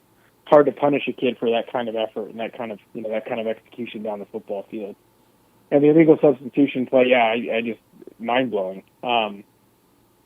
The execution by that of the pre-snap by the refs on that play it just runs counter to the rule book. I mean, the rule book explicitly states that if the offensive team substitutes, the defensive team has the right to substitute as well, and the refs can't put the ball in play until those defensive players have left the field of play. And the refs decided to step off from over the football and let them snap the football when our guys were still 5 to 10 yards off the field, and that was a game-altering play. And there were other plays like that throughout that football game. You know, it's in a 60-minute football game with 170 plays. I think it's hard to ever really feel like, hey, the refs had affected the outcome of that game. I mean, I don't think most people rightfully ever or legitimately ever believe that. But I think it was hard to go to bed Saturday night and not think, man, the referees had an impact on this football game. They put their finger on the scale, and I don't think it takes an unbiased person to state that pretty unequivocally. So was just really confused by the refereeing in that game on Saturday. Curry, one more real quick thought.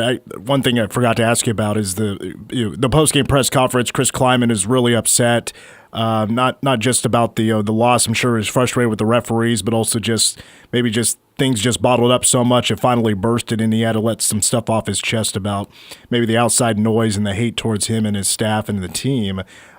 What did you imagine the locker room was like after a loss like that, especially this late in the year? Oh yeah, I mean, I'm sure the locker room was just absolute devastation.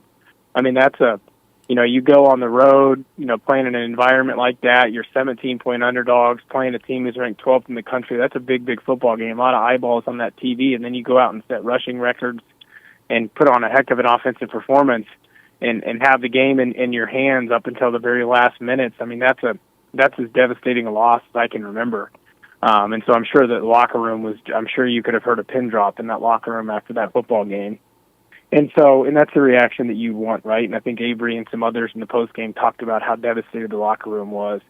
And I know there's been, as it tends to be when you've had a season that hasn't gone to hasn't lived up to expectation. There's a microscope on this football team, and there's been a lot of criticism. I've been critical at times as well.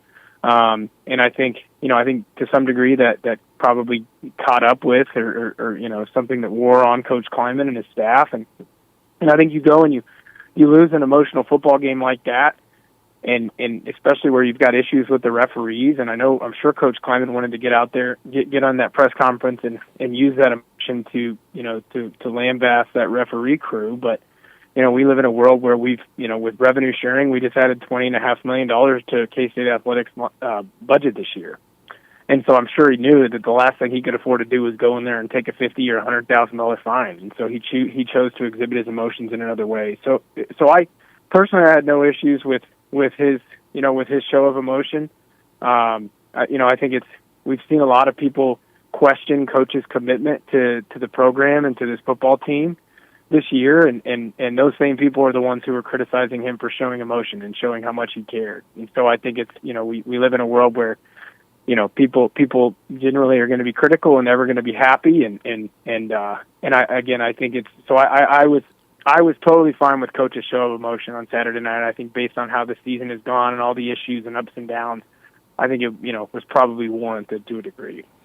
All right, Curry, before I let you go, I've been bad about this all season long. I want you to once again tell everybody about why it's important to continue to donate towards Wildcat NIL and to support student athletes here at K-State. Yeah, I mean, I just mentioned that with the onset of revenue sharing on July 1st of this year, NIL has become more critical than ever. Schools are now being forced are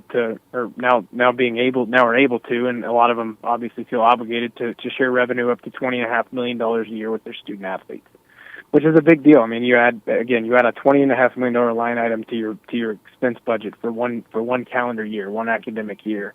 And so obviously, first and foremost, if you're not supporting the Ahern Fund and K-State Athletics through season tickets or donations or other avenues, would strongly encourage you to do so. And if you've got the capacity to do that plus more, then obviously supporting our student athletes through NIL is critical as well. And that can include, fan business memberships, that could include individual third-party deals, and a lot of other options as well. But NIL is critical, and it's critical to the success of our programs, and I think that's evident now more than ever. So, would encourage you if you've got the capacity to do so to get involved. All right, Curry, really appreciate your time. Have a happy Thanksgiving, and hopefully we'll catch up next week after Colorado. Thank you so much. Thanks, Mitch. Take care. That's Curry Sexton joining us, really gracious with his time here on today's show as we are cramming a lot into 2 hours. So let's take a break. And when we come back, hey, we got a big basketball game. We haven't been able to talk about this yet. Big basketball game tonight. K-State hoops at number 25, Indiana. That preview and prediction from MitchPom. The numbers have been crunched. Is MitchPom picking K-State or Indiana tonight at Assembly Hall? Coming up next on The Game. Game on. Tweet the game, KMAN. Or call 537-1350 and get in touch with the show. This is The Game on News Radio KMAN. This holiday season, experience the magical sound of Celtic Woman. Celtic Woman Symphony Christmas Tour 2025. Friday, December 5th, Kansas State University McCain Auditorium. Featuring Celtic Woman's favorite Yuletide songs with the thrilling sound of a full symphony orchestra. Tickets on sale now at mccain.k-state.edu. Celtic Woman Symphony Christmas Tour 2025.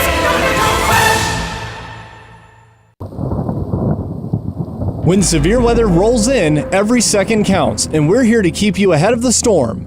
Count on us for the latest alerts, live updates, and real-time tracking to help protect you, your family, and your property.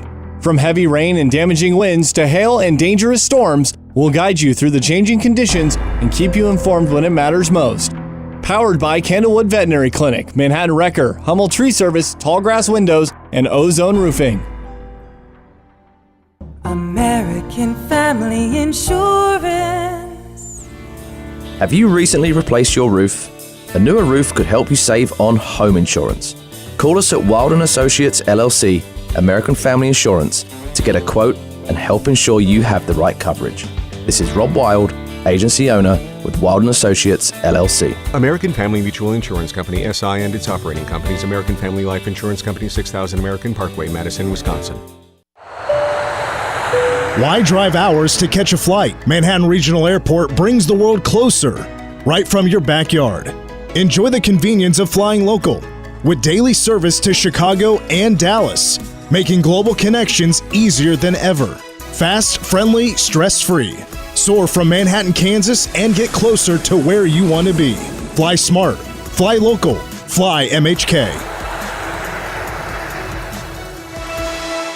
I'm PJ Glasser, host of Send It In, here to help you beat the books with the BetMGM Network. Oklahoma hosts LSU on Saturday with a trip to the college football playoff on the line. It's pretty simple for the Sooners. Winning, you're in. They are a 10-point favorite, and the total is 36.5. With this game likely being low scoring and all the pressure being on the Sooners, I can see LSU keeping this game close and possibly pulling the upset. Give me LSU plus 10. I'm PJ Glasser, host of Send It In on the BetMGM Network. Bet smarter and beat the books. Download the BetMGM app today, and please gamble responsibly. Hey, I'm Mike Slater. My dad passed away at the age of 63. It's out of nowhere. Had a stroke. Super hard, obviously, for the whole family, but my dad had life insurance. This is why I have life insurance for my family, for my wife and 4 kids. And the best place to get life insurance is ethos.com, because you can do it in 10 minutes. And there's no medical exam and no blood test, just a few health questions. Get life insurance in 10 minutes so your family is protected. Ethos, E-T-H-O-S, ethos.com/play.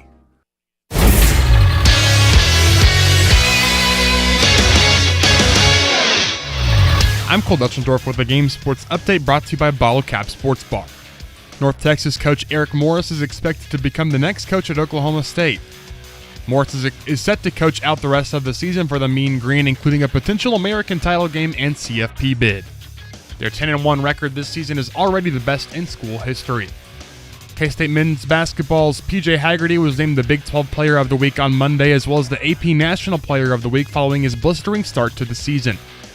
He averaged 31.7 points, 7.7 rebounds, and 6 assists while helping Kansas State to a 2-1 record and a runner-up finish at the Hall of Fame Classic.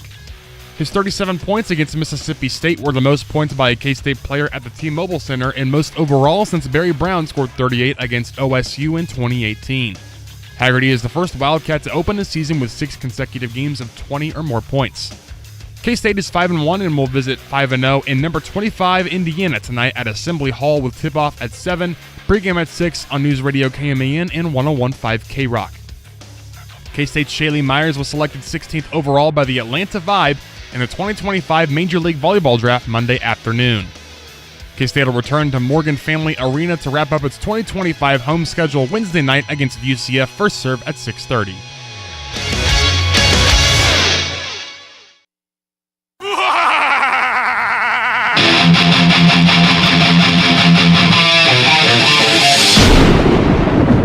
Here's MitchPom with tonight's prediction. Well, breaking news from Derek Young from K-State Online. The Wildcats wearing the Lavenders tonight at Assembly Hall. So the Cats going to be looking sharp. And hopefully that means the Cats going to play some sharp basketball tonight. Let's preview K-State at Indiana. And first of all, I'm jealous of all the Cats that are going to this. I would love to go to this game. Assembly Hall, that should be on a lot of everybody's bucket list to see a college basketball game there, especially when Indiana's good. They're good this year. They're 5-0. They're number 25 in the country. Indiana favored by 10.5 points entering tonight's game. Series history, this is going to be the 32nd meeting all time. There's been quite a few meetings between K-State and Indiana. Well, the last time that the Cats played at Assembly Hall, December 10th, 1985. Cats did lose that game, 78-71. Now, the last overall match between K-State and Indiana was 1998, the Maui Invitational. Indiana has won the last 9 against K-State. You know what the Cats have done recently? Took their first loss of the year. They're 5-1. Losing by 1 point to Nebraska with a game-winning field goal from Sam Hoiberg with 0.6 on the clock. Taking second place at the Hall of Fame Classic in Kansas City. P.J. Haggerty, 27 points. Abdi Bashir with 26. Cats go 2-1 last week, and P.J. Haggerty was named Big 12 Player of the Week for averaging 32 points, 8 rebounds, 6 assists. And right now, P.J. is leading the country in points per game at 28. I mean, the Cats offensively, really good numbers. Third in the Big 12 in shooting. They're second in three-point shooting at 43.3%. They are the best team in the league in free throw shooting and assists.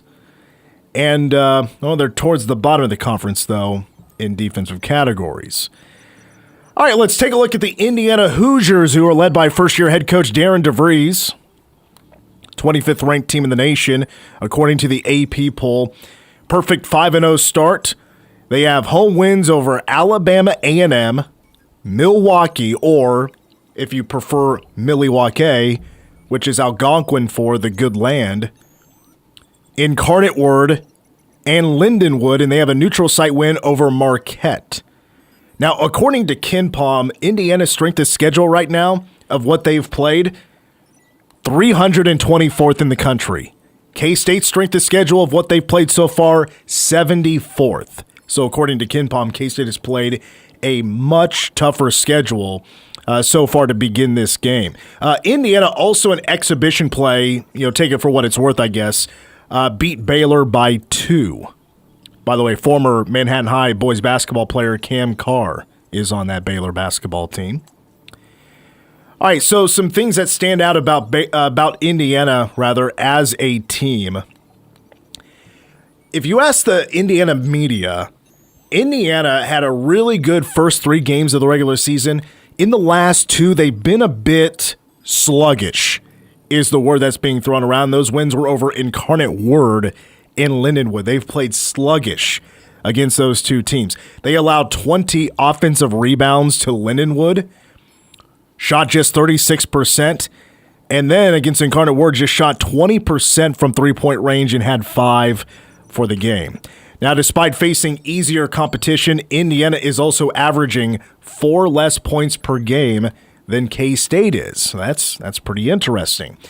Indiana is averaging 88 points per game. They're shooting 50% from the floor. That's the 48th best mark in the country. 39% from three-point range. That's 30th in the country. 77% from the free throw line. A couple of things that stand out to me.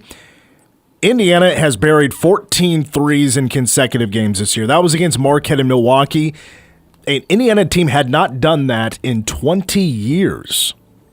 Now, the number that really stood out to me the most about their offense is their assist-to-turnover ratio.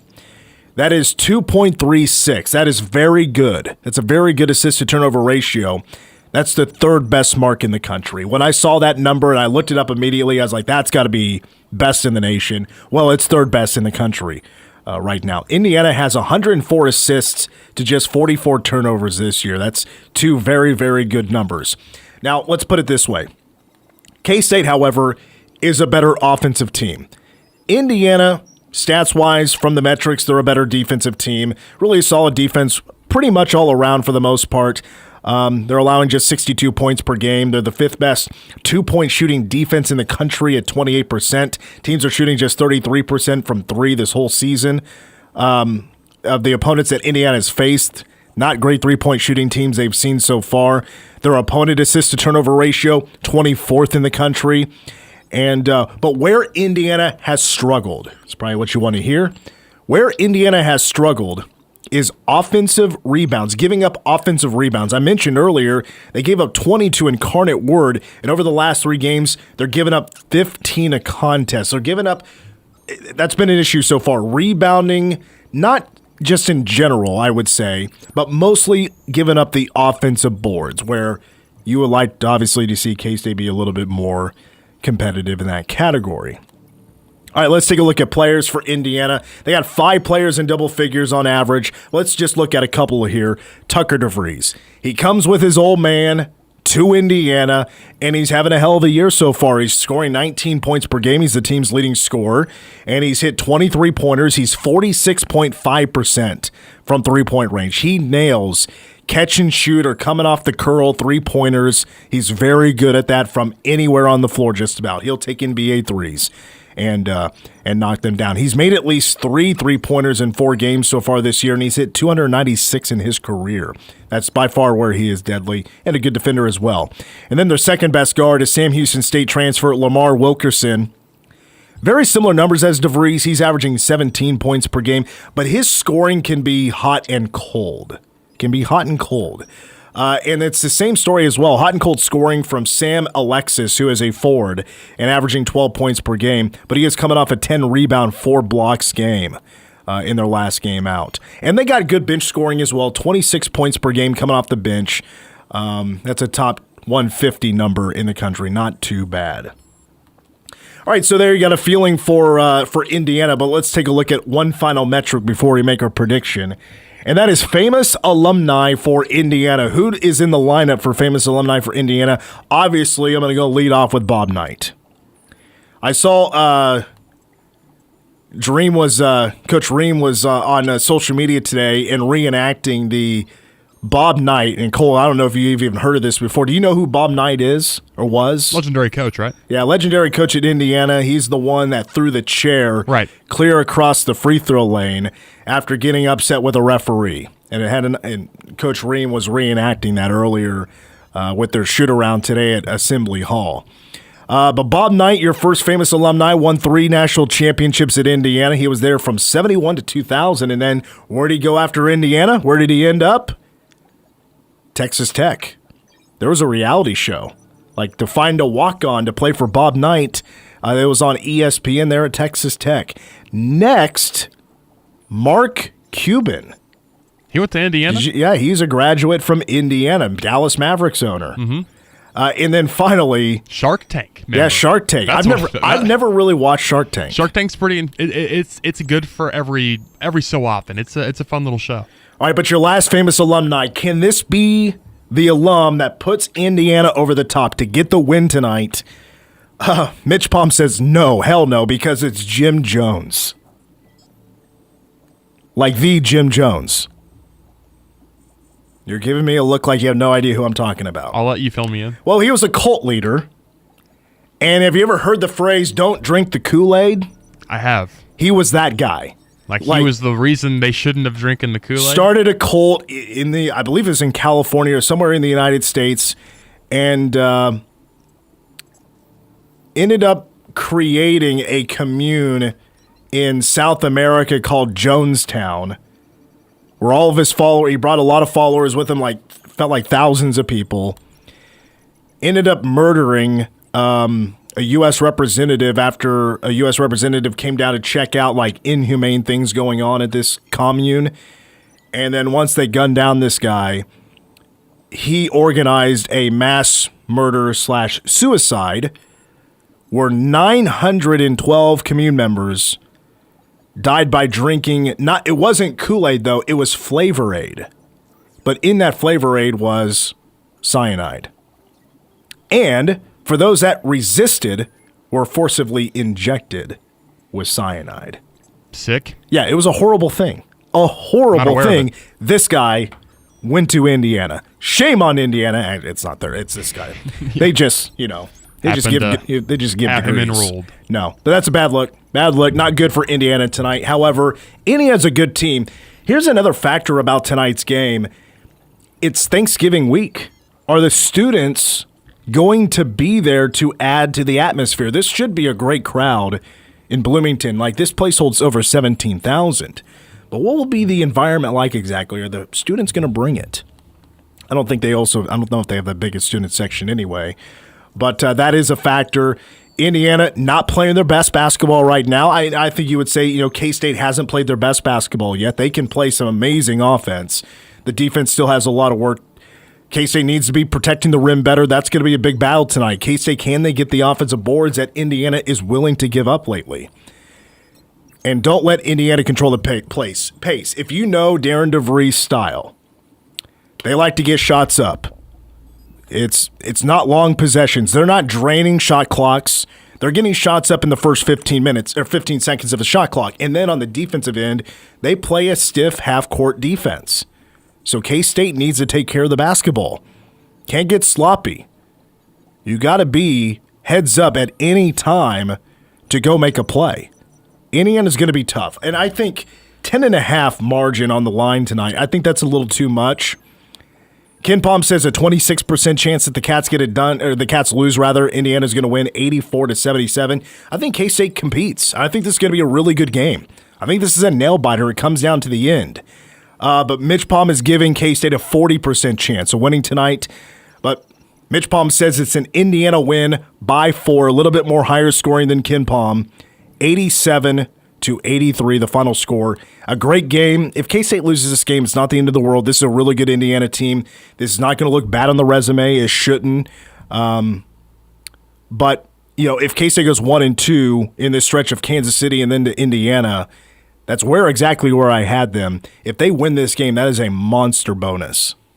86-81. Indiana. Indiana getting it done. Mm-hmm. But don't be shocked if K-State has a chance to win it. For sure. I think K-State can win this game. They're going to be a team where they're going to probably have a chance to be in basically every single game they play, just because if they can hit a ton of shots and they can do it in a hurry. Indiana just has that one player, Tucker DeVries, that's just a little bit more consistent in hitting triples. Indiana's going to shoot a lot of threes.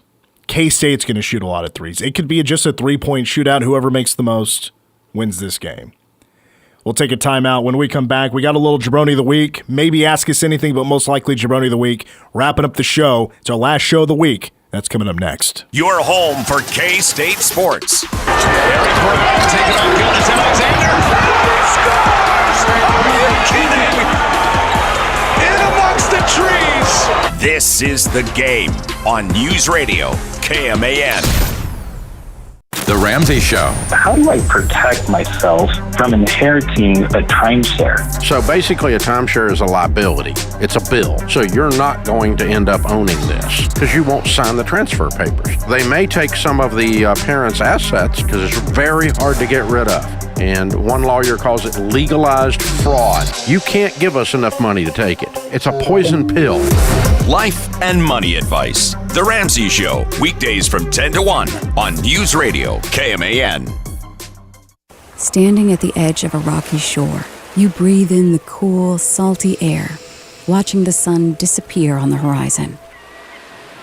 Across the globe, someone begins their day along a sandy beach, listening to the rhythm of the crashing waves.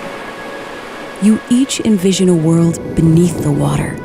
Vibrant life in every imaginable form. Now, imagine it's all gone. What was once a place of wonder and beauty is now a dull, lifeless wasteland. Food, jobs, medicine, all gifts from the ocean, all gone. Time is running out to protect our oceans, and without our love, everything the oceans provide can and will disappear. It's our choice. Love it or lose it. Help protect our oceans. Visit World Wildlife Fund at wwf.org/love. Know your role and shut your mouth, you jabroni! You jabronis hit the jackpot! That Hollywood blonde jabroni, Hulk Hogan! Ow! Is this jabroni's name? Jabroni of the Week. Man, back in the day, Jabroni of the Week used to be the last thing on the show. It's kind of like a flashback for me. That was years ago. Because of timing, I'm going to cut out one dishonorable mention, so I got two of those plus my official Jabroni of the Week.